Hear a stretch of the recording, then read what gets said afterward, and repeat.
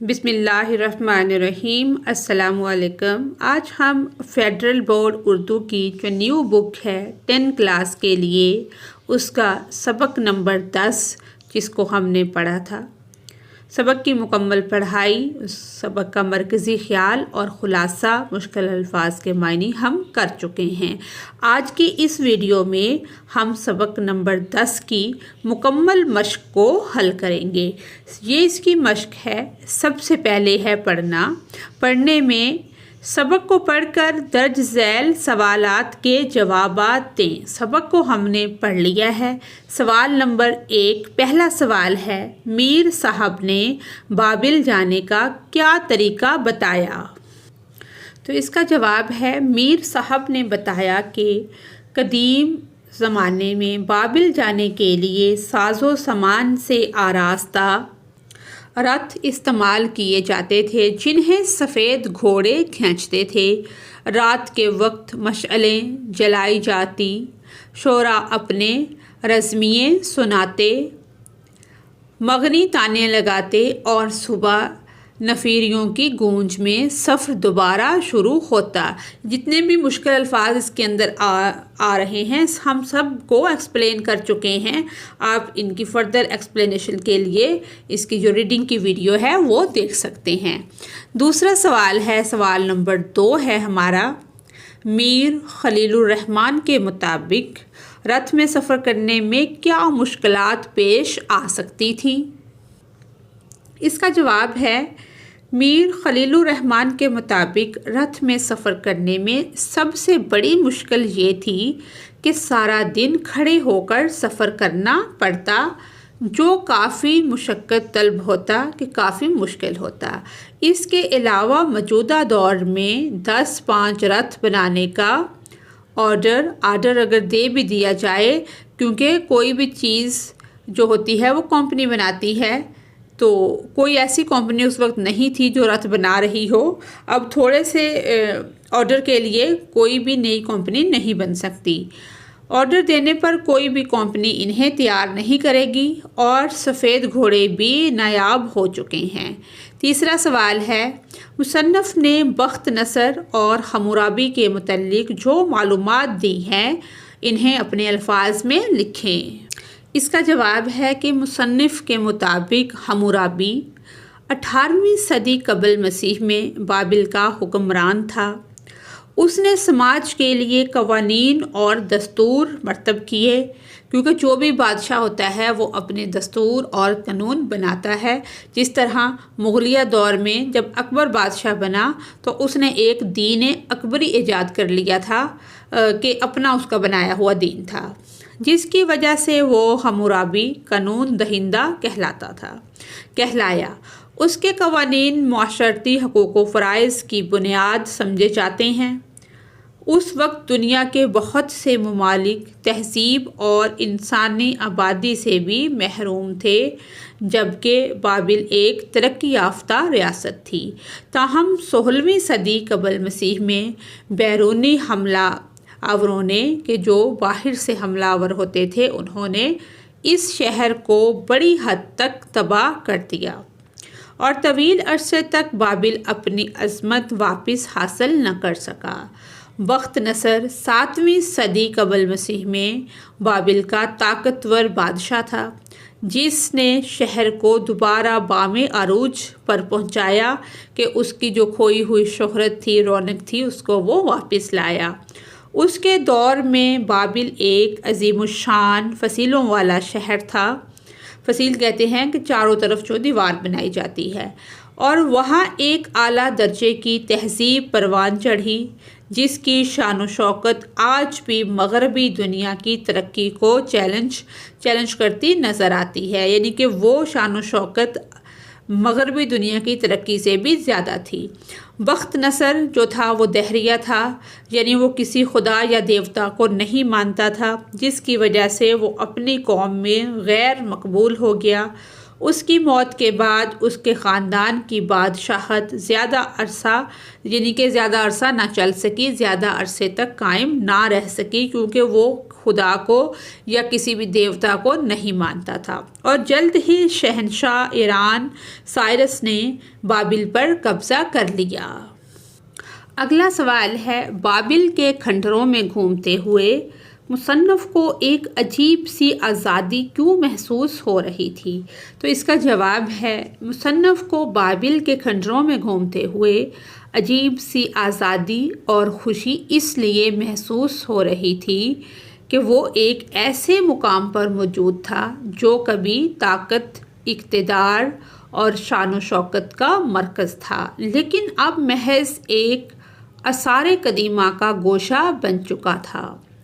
ماضی میں بابل ایک شہر تھا جہاں سخت قوانین اور پہرے داروں کی حکمرانی تھی، اور عام لوگ بادشاہوں کے محلات میں داخل ہونے یا آزادی سے بات کرنے کا تصور بھی نہیں کر سکتے تھے، کہ سوچ بھی نہیں سکتے تھے کہ وہ ان بادشاہوں کے محلات میں چلے جائیں گے۔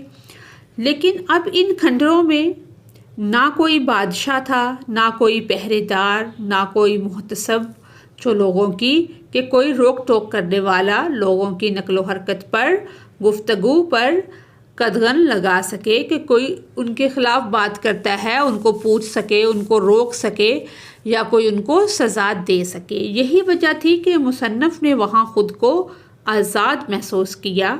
وہ ان محلات میں بغیر کسی روک ٹوک کے گھوم سکتا تھا جہاں کبھی طاقتور حکمرانوں کی بادشاہی تھی۔ یہ احساس کے وقت نے ایک عظیم سلطنت کو کھنڈروں میں بدل دیا، مصنف کے لیے حیرت اور مسرت کا باعث بنا۔ اگلا سوال ہے، میں ایک چھوٹا آدمی ہوں مگر میں زندہ ہوں اور زندہ رہوں گا۔ بخت نصر کے محلات کے کھنڈرات میں کہے گئے مفلوق الحال، یعنی کہ جو عام لوگ ہوتے ہیں، عراقی گائیڈ کے اس جملے کی وضاحت کریں۔ تو اس کا جواب ہے، عراقی گائیڈ کا یہ جملہ تاریخ کی بے رحمی اور وقت کے تغیرات کا مطلب وقت کا بدلاؤ، جیسے ہم سنتے ہیں کہ وقت ایک جیسا نہیں رہتا، وقت بدلتا رہتا ہے، یہ وہ تغیرات اس کی بات ہو رہی ہے کہ وہ کہتا ہے کہ بخت نصر ایک جابر حکمران تھا جس کے اشارے پر موت اور زندگی کا فیصلہ ہوتا تھا، مگر اب وہ ختم ہو چکا ہے، جبکہ وہ خود ایک معمولی آدمی ہونے کے باوجود زندہ ہے، جو اس بات کی علامت ہے کہ طاقت اور جبر، کہ ظلم جو ہے، طاقت جو ہے، وہ ہمیشہ نہیں رہتے، بلکہ اصل بقا کہ جو بچتا ہے یا جو رہتا ہے زندہ، وہ کیا ہے، عام انسانوں کی ہوتی ہے۔ طاقت، دولت اور بادشاہت ہمیشہ باقی نہیں رہتی۔ بخت نصر جیسا عظیم شہنشاہ جس کی حکومت اور شہر کبھی دنیا میں بے مثال تھے، آج صرف کھنڈرات میں تبدیل ہو چکے ہیں، کہ کھنڈر بن چکے ہیں۔ اس کے برعکس عام آدمی جو نہایت معمولی نظر آتا ہے، وہ آج بھی موجود ہے، زندہ ہے اور اپنے وجود کو برقرار رکھے ہوئے ہے۔ اگلا سوال ہے، باب اشتار کے متعلق مصنف نے کیا معلومات دی ہیں؟ مختصراً لکھیں۔ اس کا جواب ہے، مصنف کے مطابق باب اشتار ایک شاندار دروازہ تھا جو سرخی مائل پکی اینٹوں سے تعمیر کیا گیا کئی گز اونچا دروازہ تھا، اور وسط شہر میں کہ شہر کے درمیان میں ایک یادگار عمارت کی حیثیت رکھتا تھا۔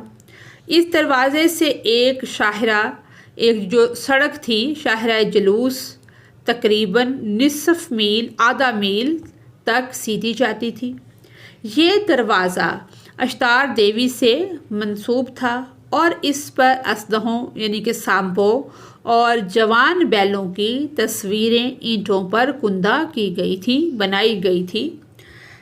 شاہراہ کے دونوں طرف کی دیواروں پر ببر شیروں کے 120 نقوش کھودے گئے تھے، جبکہ باب اشتار پر تقریباً 550 اسلحوں اور بیلوں کے نقوش موجود تھے۔ اس دروازے کے اوپری حصے پر چمکدار رنگین اینٹیں چسپاں لگی ہوئی تھیں جو اس کی شان و شوکت میں مزید اضافہ کرتی تھیں۔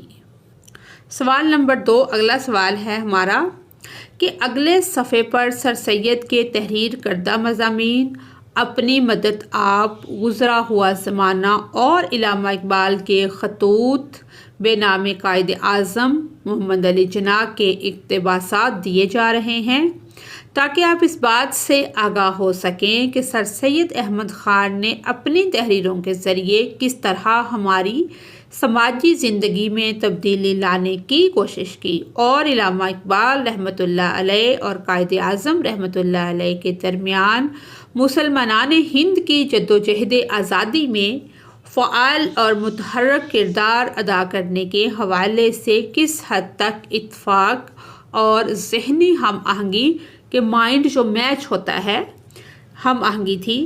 ان تحریر کے مقاصد کو پیش نظر رکھ کر سماجی زندگی کا مطالعہ کریں کہ ہم کس حد تک ان مقاصد کی ترجمانی کرتے ہیں۔ پہلے نمبر پر سر سید والی ہے کہ قومی ترقی مجموعہ ہے شخصی محنت، شخصی عزت، شخصی ایمانداری اور شخصی ہمدردی کا۔ اس طرح قومی تنزل مجموعہ ہے شخصی سستی، شخصی بے عزتی، شخصی بے ایمانی، خود غرضی اور شخصی برائیوں کا۔ ناتہذیبی و بد چلنی جو اخلاق و تمدنی یا باہمی معاشرت کی بدیوں میں شمار ہوتی ہے، در حقیقت وہ خود اس شخص کی آوارہ زندگی کا نتیجہ ہوتی ہے۔ اگر ہم چاہیں کہ بیرونی کوششوں سے ان برائیوں کو جڑ سے اکھاڑ ڈالیں اور نیست و نابود کر دیں تو یہ برائیاں کسی اور نئی صورت میں اس سے زیادہ زور و شور سے پیدا ہو جائیں گی۔ جب تک شخصی زندگی اور شخصی چال چلن کی حالتوں کو ترقی نہ دی جاوے، یعنی کہ جو سر سید کا پوائنٹ آف ویو ہے، یہ کہتے ہیں کہ تبدیلی جو ہے وہ ہر شخص کے اندر موجود ہے۔ اگر ہم چاہیں تو ہم کچھ بھی کر سکتے ہیں، یا ہم چاہیں تو ہم کیا نہیں کر سکتے۔ ان کا یہ کہنا ہے کہ اگر آپ پہ پابندیاں لگا دی جائیں تو کوئی آپ کے دل کو یا اندر کو چینج نہیں کر سکتا۔ تو آپ اگر بدلنا چاہتے ہو خود کو، تو معاشرے کو اگر آپ چینج کرنا چاہتے ہو تو خود کو بدلو۔ اے میرے عزیز ہم وطنوں، اگر یہ رائے صحیح ہے تو اس کا نتیجہ یہ ہے کہ قوم کی سچی ہمدردی اور خیر خواہی کرو۔ دوسرا ہے، اب دوسری عبارت کو ہم پڑھتے ہیں۔ یہ سن کر وہ لڑکا پلنگ پر سے کود پڑا اور خوشی سے پکارا، اوہ میری، یہی میری زندگی کا پہلا دن ہے۔ میں کبھی اس بڈھے کی طرح نہ پچھتاؤں گا اور ضرور اس دلہن کو بیاہوں گا جس نے ایسا خوبصورت اپنا چہرہ مجھ کو دکھلایا اور ہمیشہ زندہ رہنے والی نیکی اپنا نام بتلایا۔ او خدا تو میری مدد کر، آمین۔ پس اے میرے پیارے نوجوان ہم وطنوں اور اے میری قوم کے بچوں، اپنی قوم کی بھلائی پر کوشش کرو تاکہ اخیر وقت میں اس بڈھے کی طرح نہ پچھتاؤ۔ ہمارا زمانہ تو اخیر ہے۔ اب خدا سے یہ دعا ہے کہ کوئی نوجوان اٹھے اور اپنی قوم کی بھلائی میں کوشش کرے، آمین۔ لاہور، 20 مارچ 1937۔ محترم جناح صاحب، یہ جو جناح صاحب کو قائد اعظم کو خط لکھا تھا یہ وہ ہے۔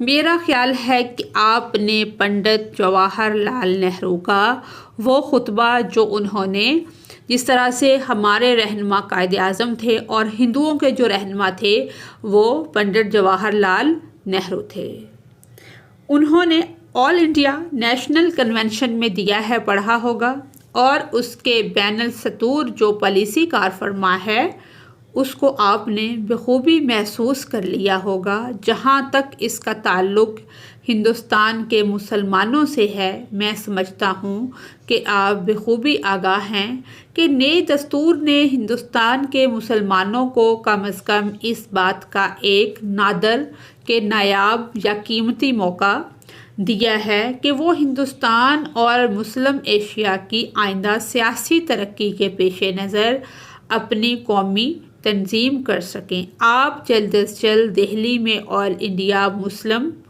کنونشن منعقد کریں، جس میں شرکت کے لیے نئی صوبائی اسمبلیوں کے اراکین کے علاوہ دوسرے مقتدر مسلم رہنماؤں کو بھی مدعو کریں کہ دوسرے جو رہنما ہیں مسلم ان کو بھی بلایا جائے۔ اس کنونشن میں پوری قوت اور قطعی وضاحت کے ساتھ بیان کر دیں کہ سیاسی مطمع نظر کی حیثیت سے مسلمانان ہند ملک میں جداگانہ سیاسی وجود رکھتے ہیں۔ اگر آپ ایسا کنونشن منعقد کر سکیں تو پھر ایسے مسلم اراکین اسمبلی کی حیثیتوں کا امتحان ہو جائے گا جنہوں نے مسلمانان ہند کی امنگوں اور مقاصد کے خلاف جماعتیں قائم کر رکھی ہیں۔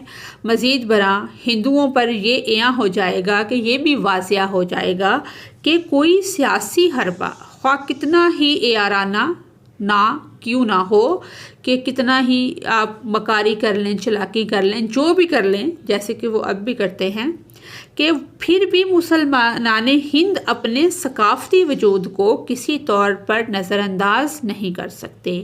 میں چند روز تک دہلی آ رہا ہوں، اس مسئلے پر آپ سے گفتگو ہوگی۔ میرا قیام افغانی سفارت خانے میں ہوگا، اگر آپ کو فرصت ہو تو وہیں ملاقات ہونی چاہیے۔ عذراء کرام، اس خط کے جواب میں چند سطور جلد از جلد تحریر فرمائیے۔ آپ کا مخلص اقبال بارٹ لا۔ علامہ اقبال کا خط بے نام قائد اعظم، یہ انگریزی میں لکھا ہوا تھا جس کا اردو ترجمہ محمد جہانگیر عالم نے کیا ہے۔ اگلا ہے سوال نمبر 3 کہ مسئلہ فلسطین رفتہ رفتہ ایک عالمی مسئلے کی صورت اختیار کرتا جا رہا ہے کہ اندیشہ پیدا ہونے لگا ہے کہ مختلف ممالک کا باہم مسلح تصادم شروع ہو کر تیسری عالمی جنگ کی صورت نہ پیدا کر دے۔ فلسطینیوں کی جدوجہد آزادی کے حق کو تسلیم کرتے ہوئے اسرائیل کے قبضے، تسلط، جارحانہ ظالمانہ کارروائیوں کے حوالے سے عالمی ضمیر مردہ دلی اور بے حسی کا شکار ہے۔ دیکھیں یہ کب کی بات ہو رہی ہے کہ اس وقت بھی اسی طرح سے ظلم ہوتا تھا فلسطین پر۔ اس مسئلے کے حل کے لیے ضروری ہے کہ فلسطینیوں کی آزاد ریاست کے حق کو اقوام متحدہ کے پلیٹ فارم کے ذریعے تسلیم کرایا جائے تاکہ اہل فلسطین اپنے معاشرتی، سیاسی، مذہبی معاملات میں آزادی کے ساتھ زندگی گزارنے کے قابل ہو سکیں۔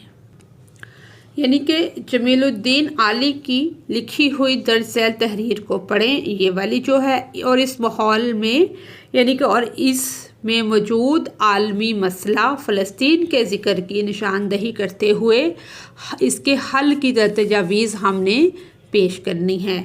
یہ وہ تحریر ہے، اس کو پڑھتے ہیں کہ فلسطین کے لاکھوں مہاجر مختلف عرب ملکوں میں آباد ہو گئے ہیں، مگر لاکھوں غیر آباد ہیں جو صرف مہاجر ہیں۔ کہنے کو اقوام متحدہ ایک یعنی کہ بہت بڑا ادارہ ہے جو دنیا کا نظام کو کنٹرول کرتا ہے، کہ کہنے کو تو ہے بڑا ادارہ برائے مہاجرین فلسطین قائم ہے، جس کا صدر دفتر بیروت میں ہے، مگر ان کی حالت ایسے خوشحال شہر میں بھی خراب ہے۔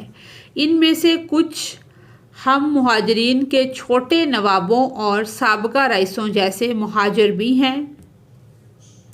انہوں نے ہجرت کو پیشہ بنا لیا ہے، مگر بیشتر وہ ہیں جو فلسطین میں کھاتے پیتے اور محنت کرتے ہیں۔ فلسطینی مہاجرین کی ہجرت کے واقعات تقسیم ہند والے فسادات جیسے ہی جاں جانگداز اور شرمناک ہیں۔ جب میں ایسی کوئی داستان سنتا ہوں تو روشن اور خوشحال اور حسین بیروت کی کھلی فضائیں جو ہیں میرا دم گھونٹ دیتی ہیں کہ ادارہ ہے لوگوں کو تحفظ دینے کا، اور اتنے زیادہ فسادات ہو رہے ہیں جو کہ انتہائی شرمناک ہیں، جانگداز ہیں، لیکن کیا ہے کہ ادارہ بالکل بھی اس بارے میں نہیں سوچ رہا۔ اب میں خوبصورت اور روشن بیروت کی بلند ہوتی ہوئی عمارتوں سے بور ہو جاتا ہوں۔ اسٹیڈیم میں 2-4 بڑے کھیل ہوئے، مگر گرمی سے لوگ بوکھلا گئے اور پہاڑوں کی طرف بھاگ رہے ہیں۔ پہاڑوں کے ادھر دمشق ہے، شام کا دارالخلافہ، اور اس سے پہلے بالبک جہاں رومنوں کے قدیم آثار ہیں۔ 60 لیرے میں، یہ کرنسی کا نام ہے، دمشق آ جانا اور ایک وقت کا کھانا طے ہو سکتا ہے۔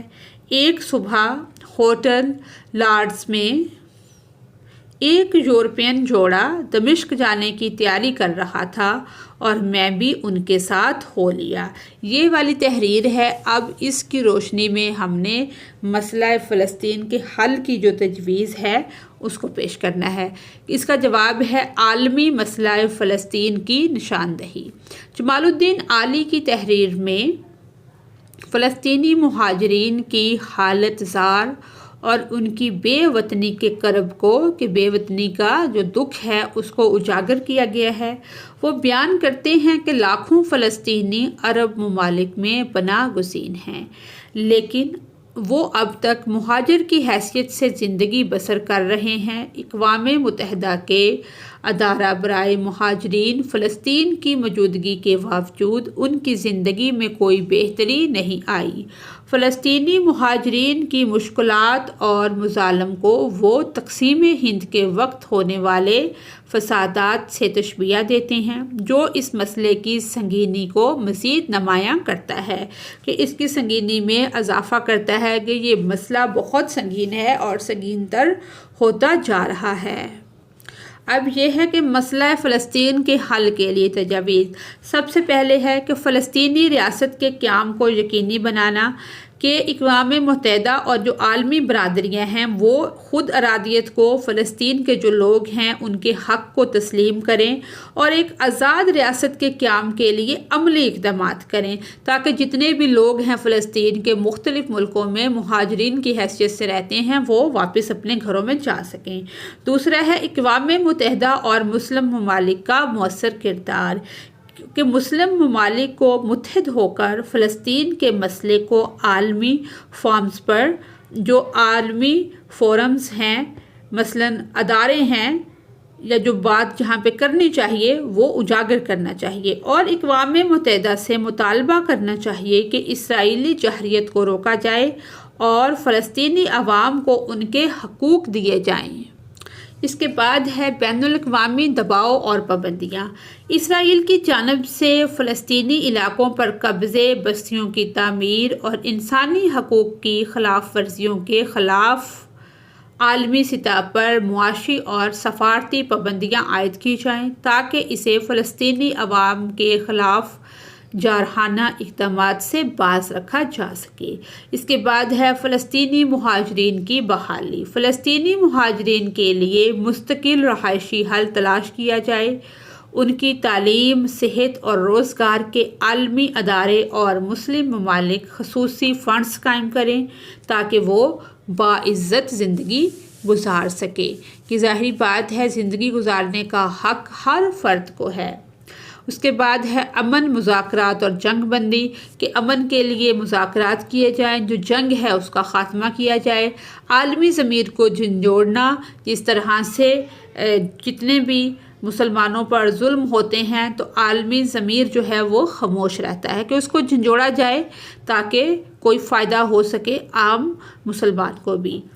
اس کے بعد سوال نمبر 4 ہے ہمارا، کہ درج ذیل عبارت کو علامات اوقاف کا لحاظ رکھ کر پڑھیں۔ علامات اوقاف کیا ہوتی ہیں، کہ کہاں رکنا ہے، کہاں بات کرنی ہے، اور کہاں پہ خاموش ہونا ہے، تو اس کو ہم نے اس عبارت کو پہلے بھی پڑھا ہوا ہے، تو اس کو آپ نے صرف پڑھنا ہے یہاں تک۔ اس کے بعد ہے لکھنا، اس میں ہے رپورٹ، سفر نامے اور روداد ہے، یادداشت، آپ بیتی، ان میں ہم نے فرق بتانا ہے۔ سب سے پہلے ہم اس کو رپورٹ کو پڑھتے ہیں کہ تجزیاتی رپورٹ جو ہے وہ کیا ہوتی ہے۔ تحریر کے ذریعے پیش آنے والے واقعات، حادثات کو علمی، ادبی اور فنی خوبیوں کے ساتھ پیش کرنا رپورتاژ کہلاتا ہے۔ رپورتاژ کہلاتا ہے یا رپورٹ رائٹنگ اس کو بھی ہم کہہ سکتے ہیں۔ گویا حقائق کو مسخ کیے بغیر ادبی اور فنی خوبیوں کے ساتھ چشم دیدہ واقعات اور حالات پر مبنی تحریر کو رپورٹ یا رپورتاژ کہتے ہیں، اور اس میں تھوڑا سائلنٹ ہوتا ہے۔ تو اس کا یہ ہے کہ جس طرح سے ہم نیوز سنتے ہیں وہاں ان کا اینکر جو ہے وہ موجود ہوتا ہے، وہاں سے ہمیں رپورٹ کر رہا ہوتا ہے کہ وہاں یہ ہو گیا، سیلاب آ گیا، اتنے لوگ ڈوب گئے، اتنے مر گئے، تو اس طرح سے۔ اس کے بعد ہے سفر نامہ، جیسے کہ ہم نے سفر نامہ پڑھا ہے کہ سفر نامہ نگاری باقاعدہ ایک صنف کی حیثیت سے اپنی شناخت بنا چکی ہے۔ سفری مشاہدات، تجربات اور وہاں کی تہذیب، تاریخ، معاشرتی زندگی اور دیگر اقدار کی بنیاد پر مرتب کردہ روداد سفر نامہ نگاری کہلاتی ہے۔ یعنی کہ جب بھی کوئی شخص سفر پہ جاتا ہے اندرون ملک یا بیرون ملک، تو وہاں وہ اپنے سفر کے جو تمام حالات ہوتے ہیں، واقعات ہوتے ہیں، اور جس جگہ پر وہ جاتا ہے یا جس ملک میں وہ جاتا ہے، وہاں کی تاریخ، تہذیب و تمدن، رسم و رواج، تمام چیزوں کی وہ عکاسی کرتا ہے، آکے وہ چیزیں بتاتا ہے کہ وہاں ہم نے اس طرح سے وقت گزارا، دلچسپ واقعہ پیش آیا، وہاں کے لوگوں کا رہن سہن ایسا تھا، تو اس کو کہتے ہیں سفر نامہ۔ آگے ہے روداد۔ روداد یعنی کہ کسی تقریب، اجلاس، مشاعرے یا حادثے کی صورتحال اور کیفیت، یعنی جو کچھ وہاں پیش آیا اسے قلم بند کرنا روداد کہلاتا ہے۔ روداد فارسی زبان کا لفظ ہے جسے انگریزی میں رپورٹنگ کہتے ہیں۔ میٹرک کے طلباء کو جس روداد نگاری سے آگاہی دینا مقصود ہے، وہ کالج میں منعقد ہونے والے کسی مباحثے، مشاعرے، مذاکرے یا جلسے کی کارروائی کو تحریر کرنا ہے۔ روداد میں کارروائی کے اپنے مشاہدے کی بنیاد پر انتہائی اختصار کے ساتھ جامع انداز میں پیش کرنا ہوتا ہے۔ آگے ہے یادداشت یا آپ بیتی، یعنی کہ ڈائری کو اردو میں روزنامچہ، یاد نگاری اور یادداشت کا نام دیا جاتا ہے۔ یہ ایک انتہائی ذاتی نوعیت کی تحریر ہوتی ہے جس میں لکھنے والے کی دلچسپی، اس کے خیالات اور شخصیت کا عکس دکھائی دیتا ہے۔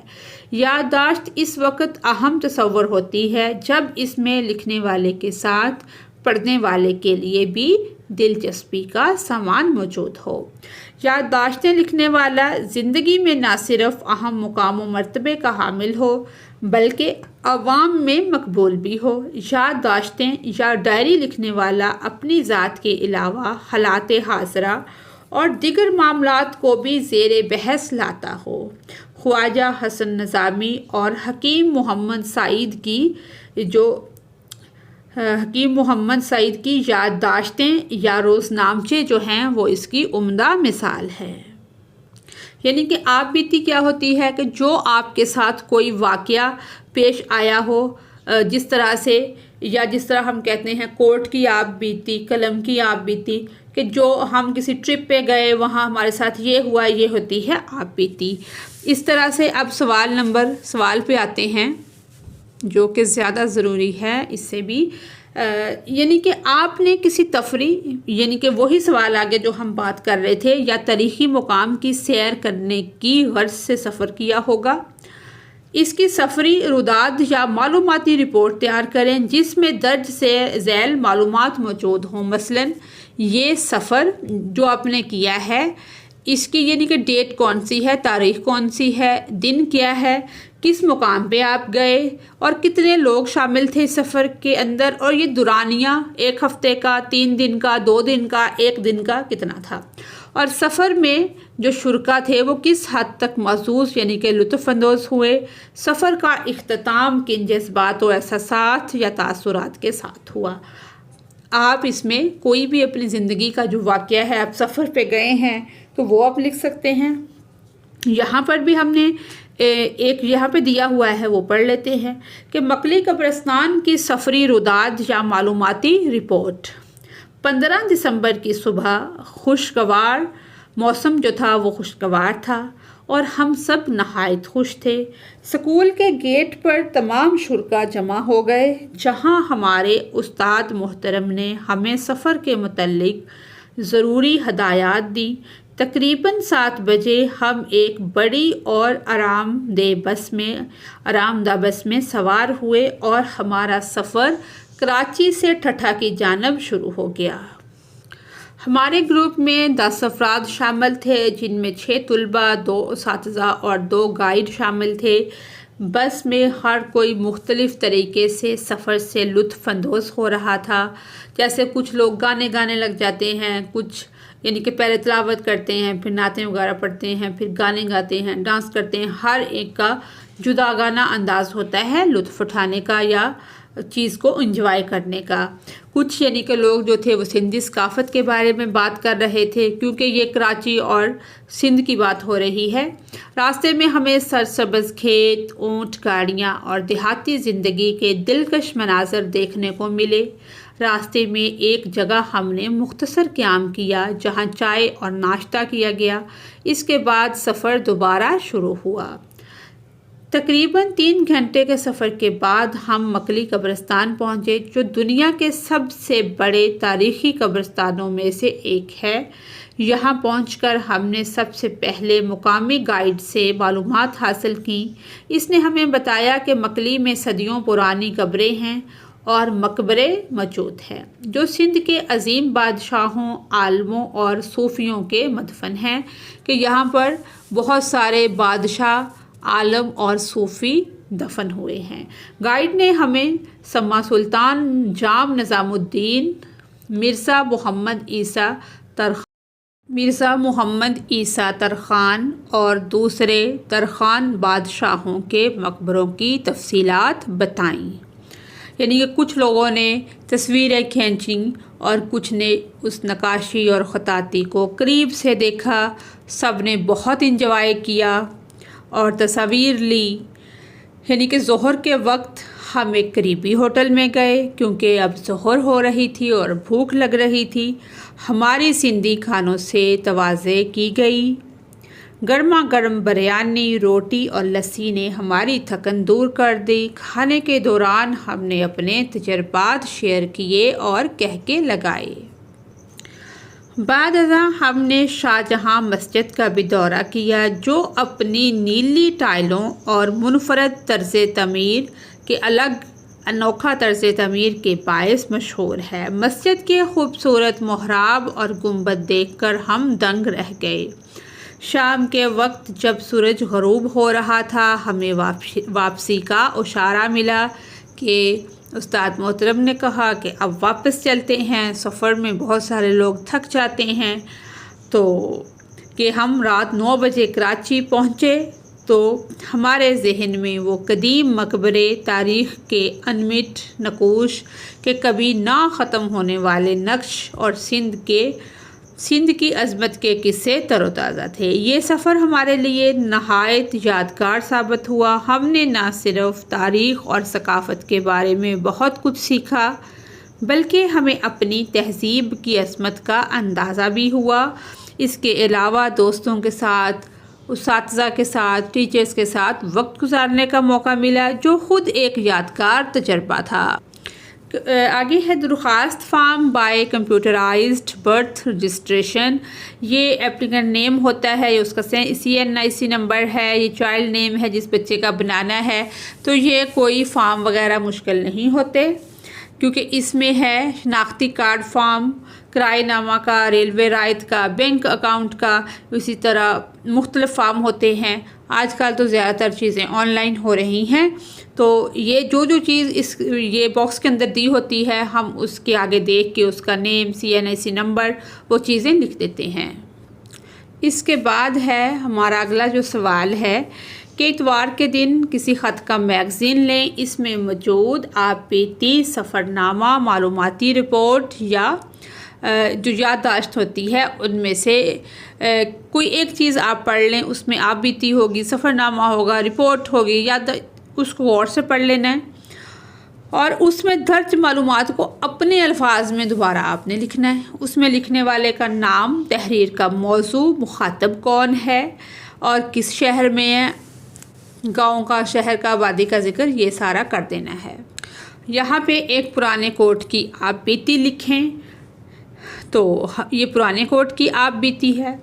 ارے صاحب ٹھہریے، مجھے اس کوڑے کے ڈھیر پر پھینکنے سے پہلے ذرا میری چند باتیں تو سنتے جانا۔ وہ تمہارے ہی ایک شاعر مرزا غالب فرما گئے ہیں کہ دیکھو مجھے جو دیدائے عبرت نگاہ ہو، میری سنو جو گوشے نصیحت نیوش ہے۔ لیکن صاحب تم انسان لوگ کہاں عبرت پکڑتے ہو، اور نصیحت کی باتیں تو تمہیں ویسے ہی زہر لگتی ہیں کہ نصیحت کی باتیں تمہیں بری لگتی ہیں۔ اس کے باوجود بھی چند ایک باتیں میں تمہارے گوش گزار کرنا ضروری خیال کرتا ہوں کہ میں کچھ باتیں پھر بھی تمہیں سنانا چاہتا ہوں۔ میں تمہیں بتانا چاہتا ہوں کہ جس حالت میں تم مجھے دیکھ رہے ہو میں ہمیشہ ایسا نہیں تھا، اور جیسا رویہ تمہارا میرے ساتھ ہے، پہلے مالک کا برتاؤ اس سے بالکل مختلف تھا۔ لیکن تم انسان لوگ ہو نا، تم طوطے، گرگٹ اور موسم کو آنکھیں، رنگ اور مزاج بدلنے کا برملا تانا دیتے ہو، لیکن خود ان سب سے زیادہ بے وفا ہو کہ تم کہتے ہو کہ طوطا وفادار نہیں ہوتا، چلاک جانور ہے، گرگٹ جو ہے رنگ بدلتا ہے، موسم بدل کے آتے ہیں، لیکن سب سے زیادہ بے وفا انسان ہے۔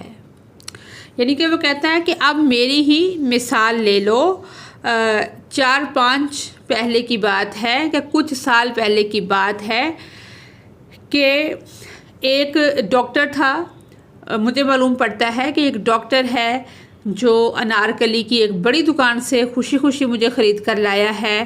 اس سے پہلے میں کیا تھا، کپڑے کا ٹکڑا تھا، مجھے کینچی سے کاٹا گیا، پھر مجھے درزی کو دیا گیا، درزی نے سوئی کے ساتھ میری سلائی کی، بار بار سوئیاں لگی مشین کے اندر جو ہوتی ہیں، تب جا کے میری سلائی ہوئی۔ پھر کیا ہوا کہ استری مجھے کیا گیا، جس کی وجہ سے مجھے نہایت ہی درد ہوا۔ پھر اس نے ایک شعر لکھا ہے کہ اس دل کے دریدہ دامن کو دیکھو تو صحیح، سوچو تو صحیح، جس جھولی میں 100 چھید ہوئے اس جھولی کا پھیلانا کیا، کہ جس میں 100 سوراخ ہوں اس کا کیا پھیلانا۔ پھر رہی صحیح کسر استری نے پوری کر دی، لیکن وہ ایک بات تسلیم کرتا ہے کہ اس سارے پروسیس کے بعد کیا ہوا، مجھے بہت اچھا لگا جب مجھے شیشے کی الماری میں یا شیشے کے دراز کے اندر لٹکا دیا گیا، جہاں پہ لوگ دیکھتے تھے مجھے، پھر کسی نے مجھے خرید لیا۔ یعنی کہ میرے مالک ڈاکٹر صاحب نے درزی کو کچھ پیسے دیے اور پچھلی سیٹ پر رکھا، خوشی خوشی گھر لے گیا، الماری میں مجھے احتیاط سے لٹکا دیا۔ اب کیا ہوا، جس مقصد کے لیے یہ کوٹ بنا ہے وہ دن بھی آ گیا، کہ وہ دن بھی آن پہنچا جس کے لیے مجھے خصوصی طور پر تیار کروایا گیا تھا۔ آپ کو بتاتا چلوں کہ یہ دن اس نوجوان ڈاکٹر کی منگنی کا دن تھا۔ منگنی کی تقریب ایک ہوٹل میں تھی۔ لڑکے اور لڑکی کے گھر والے جیسے مہمان آتے ہیں سب اکٹھے ہوتے ہیں، سب مجھے تحسین امیز نظروں سے دیکھ رہے تھے، حتیٰ کہ خود لڑکی نے بھی دبے لفظوں میں میری تعریف کر ڈالی۔ تو یہ سب دیکھ کر میں پھولے نہیں سماتا تھا۔ منگنی کے بعد بھی ڈاکٹر صاحب نے میرے ساتھ اچھا برتاؤ جاری رکھا، لیکن پھر کیا ہوا کہ ایک ڈونگا سالن کا میرے اوپر الٹ گیا، جس کا میرے مالک کو شدید میرے ہے گا کیونکہ یہ لڑکا ہے ڈاکٹر، میرے مالک کو شدید رنج ہوا۔ اس نے اس داغ کو صاف کروانے کی بہت کوششیں کی، لیکن چکنائی کے کچھ دھبے اپنا وجود برقرار رکھنے میں کامیاب ہو گئے، جس کی وجہ سے میری قدر و منزلیت مالک کی نظروں میں کافی حد تک جاتی رہی۔ کئی دن کی ذہنی کشمکش کے بعد میرا مالک ایک دن لنڈے سے 2-3 کوٹ اٹھا لایا۔ وہ آئینے کے سامنے بار بار ان کوٹوں کو پہنتا اور دل ہی دل میں مزاحیہ شاعر انور مسعود کا یہ قطعہ یعنی کہ یہ والا جو ہے وہ دہراتا کہ لارنس پور سے بھی پورا نہ ہو سکا، حد سے بڑا ہوا وہ میرا شوق نمود تھا۔ عزت مجھے ملی ہے تو لنڈے کے سوٹ سے، میں ورنہ ہر لباس میں ننگے وجود تھا۔ یعنی کہ پھر ایک ظلم اس نے یہ کیا کہ مجھے اپنے چھوٹے بھائی کے حوالے کر دیا جو کالج کا طالب علم تھا۔ اس نے بڑی بے دردی سے مجھے استعمال کیا۔ اس نے پھر کیا کیا، اپنے گھر کے ملازم کو دے دیا۔ وہ ملازم بالکل ہی بدتمیز تھا، اس نے حد درجے کا بدتمیز تھا۔ اس نے نہ صرف مجھے پہن کر وہ سوتا تھا بلکہ سالن والے ہاتھ بھی صاف کر لیتا تھا۔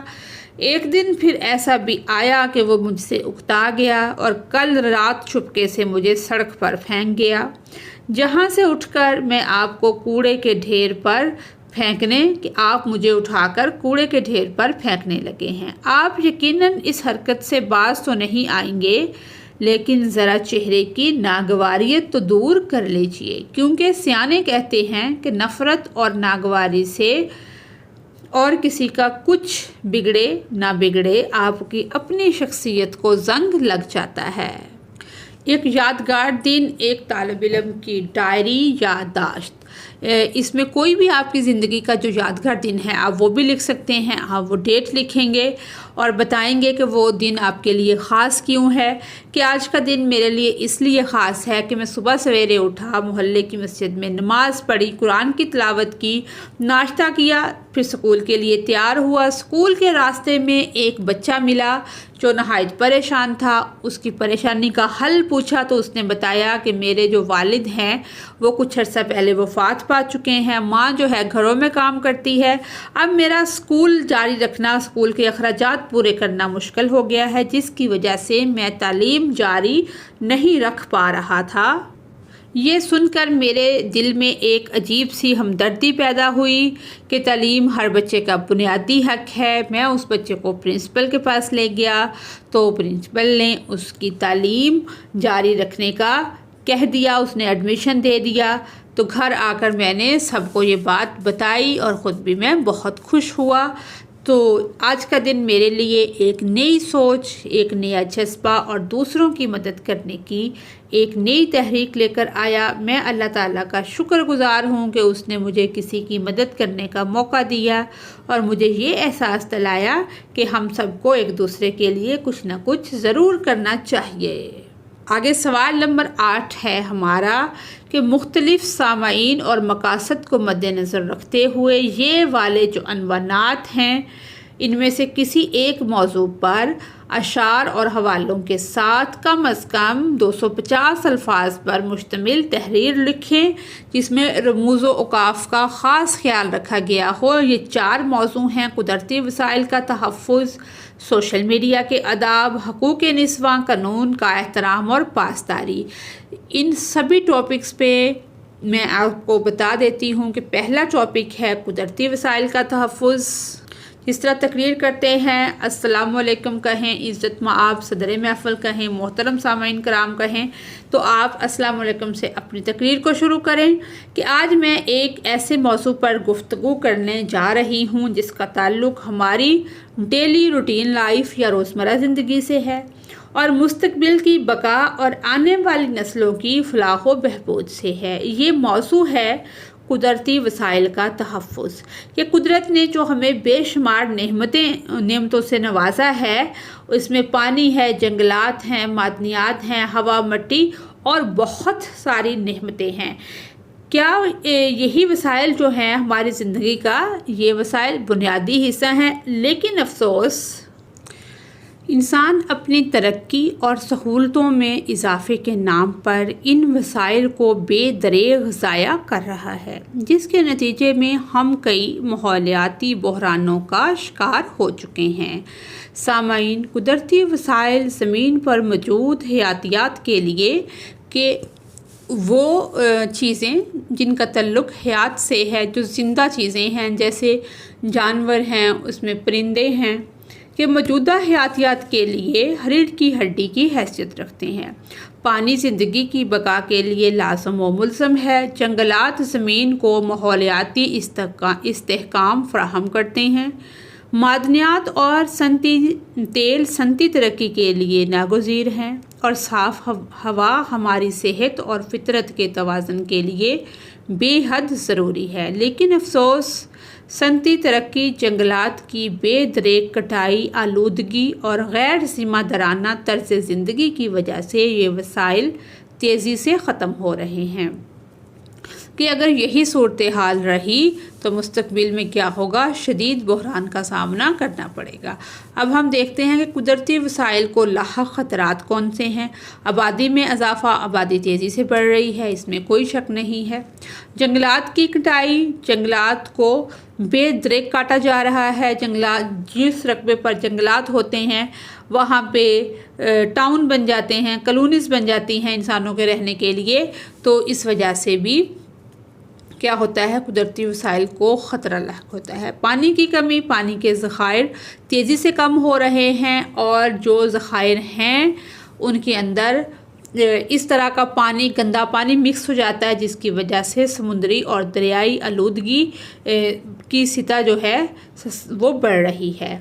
فضائی آلودگی، اب ہمارے جو کارخانے ہیں، گاڑیاں ہیں، جہاز ہیں، وہ ہماری فضا کو زہریلی گیسوں سے بھر رہے ہیں۔ معدنیات کا بے دریغ استعمال، انسان نے معدنیات، تیل اور دیگر قدرتی ذخائر کو اس قدر تیزی سے استعمال کیا ہے کہ اب یہ ختم ہونے کے قریب ہیں۔ کوئلہ، تیل اور گیس کے ذخائر کم ہو رہے ہیں، جس سے عالمی معیشت کو بھی نقصان پہنچ سکتا ہے۔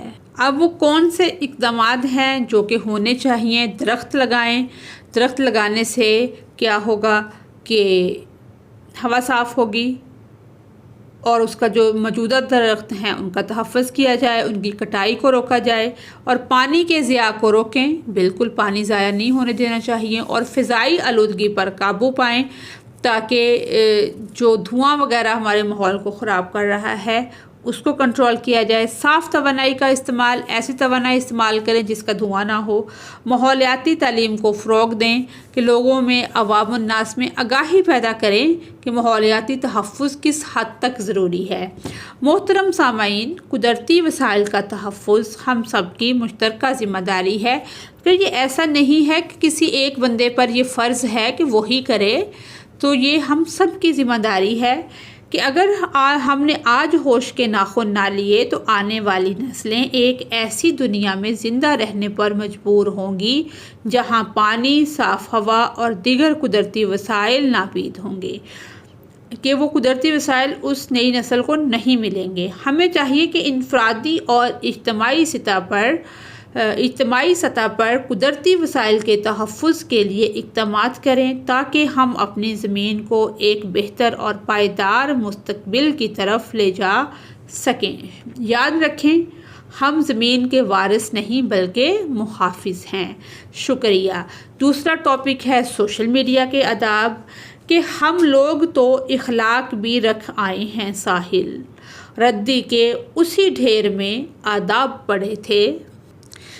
السلام علیکم۔ آج میری تقریر کا عنوان سوشل میڈیا کے آداب ہے کہ دور حاضر میں سوشل میڈیا کے بغیر زندگی گزارنا ممکن نہیں۔ اس سے کیا ہوتا ہے؟ ہم لوگوں سے بات چیت کرتے ہیں، دوستوں سے منسلک رہتے ہیں، ملازمتیں ملتی ہیں، تفریح بھی ہوتی ہے، شاپنگ بھی ہوتی ہے۔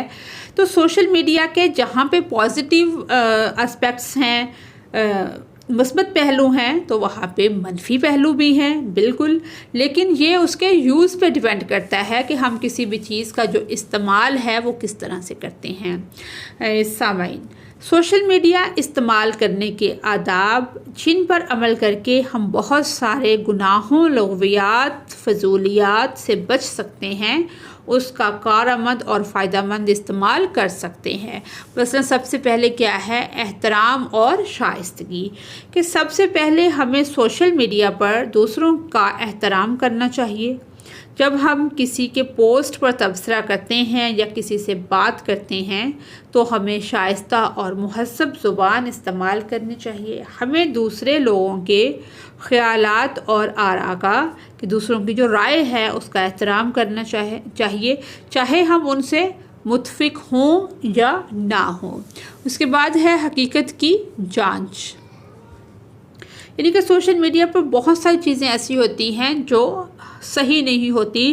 لوگ جسٹ ویوز کے لیے اس طرح سے کرتے ہیں کہ اس حدیث کو اتنا پھیلاؤ، اس آیت کو ایسے پھیلاؤ۔ تو اس طرح کے یہ میسیجز وغیرہ جو ہیں، ان کو پھیلانے سے پہلے بھی، آگے شیئر کرنے سے پہلے بھی ہم کسی عالم سے پوچھ لیں کہ یہ حدیث جو ہے اس کو پھیلانے کا وبال جو ہے یا گناہ جو ہے وہ سوشل میڈیا پر یعنی کہ نہ آ جائے، کہ جو اس کا وبال ہے اور گناہ ہے وہ سوشل میڈیا استعمال آ جائے۔ یعنی کہ کوئی بھی، پہلی بات تو یہ ہے کہ اس طرح کے میسیج کرنے ہی نہیں چاہیے کہ یہ ایسے پھیلا دو، وہ ایسے کر دو۔ کوئی بھی چیز ہے، بہت سارے پلیٹ فارمز پہ چیزیں اویلیبل ہوتی ہیں، جس کو ضرورت ہوگی وہ وہاں سے لے لے گا۔ اب یہ جو پھیلانے والے، آگے فارورڈ کرنے والے میسیجز ہوتے ہیں، یہ تو بہت غلط ہوتے ہیں۔ اس طرح کی چیز کو آپ شیئر کریں کہ آپ کی ایک کلاس ہے، کلاس میں بچوں کو کسی چیز کی ضرورت ہے، تو آپ کی نظر سے وہ اچھی چیز گزری ہے تو آپ اسے بتا دیں کہ یہ بہتر ہے۔ تو اس طرح سے کہ یہ میسیج جو ہے وہ 200 لوگوں کو، 500 لوگوں کو فارورڈ کریں، تو اس طرح سے یہ بالکل غلط ہے۔ پرائیویسی کا خیال، سوشل میڈیا پر ہمیں اپنی اور دوسروں کی پرائیویسی کا خیال رکھنا چاہیے۔ ذاتی معلومات کو زیادہ شیئر نہ کریں اور دوسروں کی ذاتی معلومات کا احترام کریں۔ کسی کی ذاتی تصویر یا معلومات کو بغیر اجازت کے شیئر کرنا غیر اخلاقی ہے۔ اپنے واٹس ایپ کے لوگوں کی برائی، جس طرح گروپ بنے ہوتے ہیں، اور غیبت کا ذریعہ نہ بنائیں۔ یاد رکھیں کہ صرف ایک غیبت والی بات شیئر کرنے کی وجہ سے لاکھوں لوگوں کا گناہ آپ کے سر آ جائے گا اور آپ کو معلوم بھی نہیں ہوگا۔ لوگوں کی عزت کے پیچھے نہ پڑیں، کسی کی جاسوسی نہ کریں، کیونکہ جو دوسروں کی عزت پر ہاتھ ڈالتا ہے اللہ تعالیٰ اسے ذلیل و رسوا کرتا ہے۔ تعمیری تبصرے کے پازیٹیو چیزیں آپ کریں، نہ کہ ہر وقت نیگیٹیوٹی میں پڑے رہیں۔ وقت کا مناسب استعمال، ہر وقت آپ سوشل میڈیا کو استعمال نہ کریں بلکہ ضرورت کے تحت اس کو استعمال کریں۔ آگے ہے مثبت مواد کا فروغ، کہ مثبت مواد جو ہے اس کا فروغ ہم کیسے کر سکتے ہیں، کہ سوشل میڈیا ایک طاقتور ذریعہ ہے جس کے ذریعے ہم مثبت تبدیلیاں لا سکتے ہیں۔ ہمیں کوشش کرنی چاہیے کہ ہم سوشل میڈیا پر مثبت مواد شیئر کریں، کہ پازیٹیو چیزیں جو ہیں وہ شیئر کریں جو لوگوں کے لیے فائدہ مند ہوں اور معاشرتی بہتری کا باعث بنے۔ کوئی لنک شیئر کرنے سے پہلے چیک کر لیں، کہیں انجانے میں خلاف شرع بات نہ شیئر کر دیں۔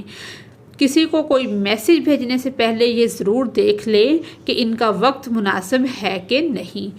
جذباتی رد عمل سے گریز کریں، کہ سوشل میڈیا پر ہمیں جذباتی رد عمل دینے سے بچنا چاہیے۔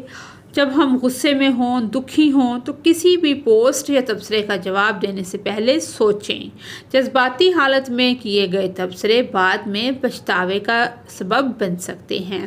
اس کے بعد ہماری جو اجتماعی ذمہ داری ہے، کہ آخر میں ہمیں یہ یاد رکھنا چاہیے کہ سوشل میڈیا پر ہماری ہر سرگرمی ہمارے معاشرے پر اثر انداز ہوتی ہے۔ ہمیں اجتماعی ذمہ داری کا مظاہرہ کرتے ہوئے سوشل میڈیا کو ایک مثبت اور مفید پلیٹ فارم بنانے میں اپنا کردار ادا کرنا چاہیے۔ معزز حاضرین و سامعین، سوشل میڈیا کے آداب پر عمل پیرا ہو کر ہم نہ صرف اپنے لیے بلکہ دوسروں کے لیے بھی ایک بہتر اور مثبت ماحول فراہم کر سکتے ہیں۔ آئیں ہم سب مل کر سوشل میڈیا کا مثبت استعمال کریں اور اسے ایک مفید اور خوشگوار پلیٹ فارم بنائیں۔ شکریہ۔ نیکسٹ ہے حقوق نسواں، یعنی کہ عورت کے حقوق۔ وجود زن سے ہے تصویر کائنات میں رنگ، اسی کے ساز سے ہے زندگی کا سوز دروں۔ یعنی کہ سب سے پہلے ہم عزت مآب صدر اعظم یا ہم کوئی بھی عزت کے لیے جو اچھے الفاظ ہیں اس کا چناؤ کر سکتے ہیں۔ دوستان عزیمن السلام علیکم۔ آج میں ایک اہم اور حساس موضوع حقوق نسواں پر گفتگو کرنا چاہتا ہوں کہ اسلام سے پہلے جو عورت کا مقام تھا وہ یہ تھا کہ عورت کو زندہ جیسے ہی بچی پیدا ہوتی تھی اسے زندہ دفن کر دیا جاتا تھا۔ عورت کو وراثت میں کوئی حق حاصل نہ تھا، اس کا جو کام تھا وہ صرف گھر کے کاموں تک محدود سمجھا جاتا تھا۔ لیکن جب اسلام کی روشنی پھیلی تو اسلام نے نہ صرف عورت کو جینے کا حق دیا بلکہ عزت، احترام، تعلیم، وراثت، نکاح، خلا اور کاروبار جیسے اہم حقوق بھی دیے۔ قرآن کریم میں واضح طور پر فرمایا گیا، اور عورتوں کے ساتھ بھلائی سے پیش آؤ، اگر وہ تمہیں ناپسند بھی ہوں تو ہو سکتا ہے کہ تم کسی چیز کو ناپسند کرو اور اللہ اس میں تمہارے لیے خیر رکھ دے۔ یہ اللہ تعالیٰ کا فرمان ہے۔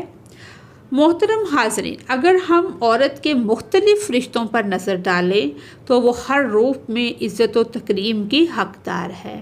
ایک بیٹی کے طور پر نبی کریم صلی اللہ علیہ وآلہ وصحبہ وسلم نے فرمایا، جس نے 3 بیٹیوں کی پرورش کی، ان کی اچھی تربیت کی اور انہیں عزت کے ساتھ رخصت کیا، وہ جنت میں داخل ہوگا۔ یہ حدیث ہے جامعہ ترمذی کی۔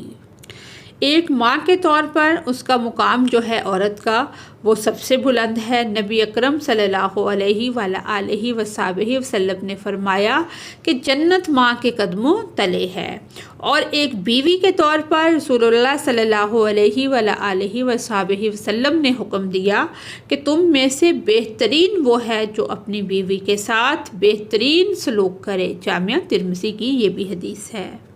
دوستو، اسلام نے عورت کو وراثت میں حصہ دیا، نکاح میں اس کی رضامندی کو لازم قرار دیا، خلا کا حق دیا تاکہ اگر اس پر کوئی ظلم ہوتا ہے تو وہ اسی حالت میں زندگی نہ گزارتی رہے بلکہ علیحدگی کا حق اسے حاصل ہے کہ وہ علیحدہ ہو سکتی ہے۔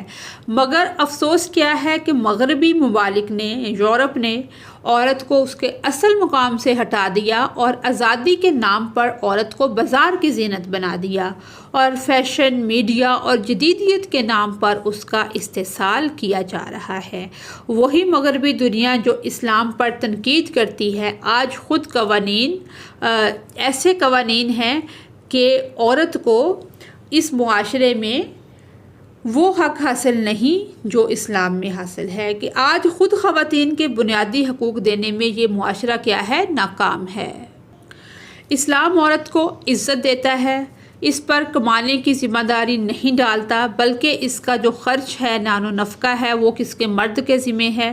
اگر وہ خود چاہے تو کاروبار کر سکتی ہے، ملازمت کر سکتی ہے، مگر اس پر کسی قسم کی جبری ذمہ داری نہیں۔ محترم سامعین، اگر ہم چاہتے ہیں کہ ہمارا معاشرہ ترقی کرے تو ہمیں عورت کو وہی عزت دینی ہوگی جو اسلام نے اسے دی ہے۔ عورت کسی کی بہن، بیٹی، ماں اور بیوی ہے، اس کا احترام ہم سب پر لازم ہے۔ اللہ ہمیں حقوق نسواں کو صحیح طریقے سے سمجھنے اور اس پر عمل کرنے کی توفیق عطا فرمائے۔ والسلام علیکم۔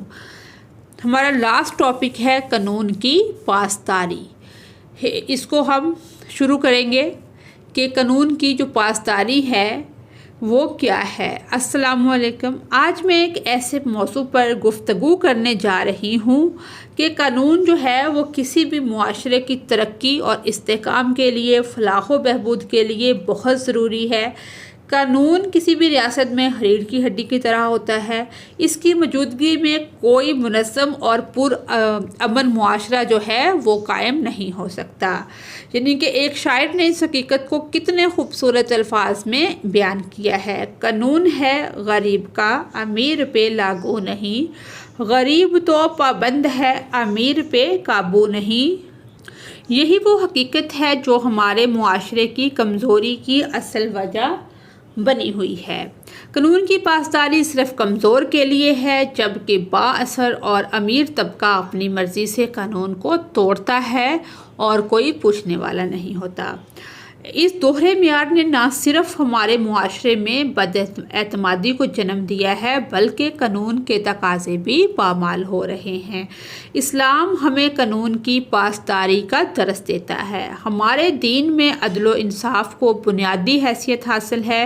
نبی کریم صلی اللہ علیہ وآلہ وسلم نے فرمایا، تم سے پہلے قومیں اسی لیے تباہ ہوئیں کہ وہ کمزوروں کو سزا دیتی تھی اور طاقتوروں کو چھوڑ دیتی تھی۔ اس میں وہ واقعہ بھی ہم لکھ سکتے ہیں کہ جب ایک عورت کا معاملہ حضرت محمد صلی اللہ علیہ وآلہ وسلم کے پاس آیا جس نے چوری کی تھی، تو سفارش پیش کی گئی کہ اس کو چھوڑ دیں، تو آپ نے فرمایا کہ اس کی جگہ اگر میری بیٹی فاطمہ ہوتی تو بھی میں اسے سزا دیتا۔ کہ اللہ تعالیٰ نے ہمیں نظم و ضبط اور قانون کا پابند بنایا ہے۔ اب ایسا نہیں ہے کہ نمازیں جو ہیں وہ کچھ لوگوں کے لیے ہوں کچھ کے لیے نہ ہوں، سب کے لیے ہیں، کسی حال میں معاف نہیں ہے سوائے چند صورتوں کے۔ روزہ ہے وہ امیر نے بھی رکھنا ہے، غریب نے بھی رکھنا ہے۔ اس کے علاوہ کائنات کے نظام میں اگر ہم غور کرتے ہیں کہ سورج ہے، چاند ہے، ستارے ہیں، سب ایک مخصوص ضابطے کے تحت چل رہے ہیں کہ سورج اور چاند ایک حساب مقرر سے چل رہے ہیں، سورہ رحمان میں ہے۔ سامعین، یہی اصول انسان کے لیے بھی ضروری ہیں۔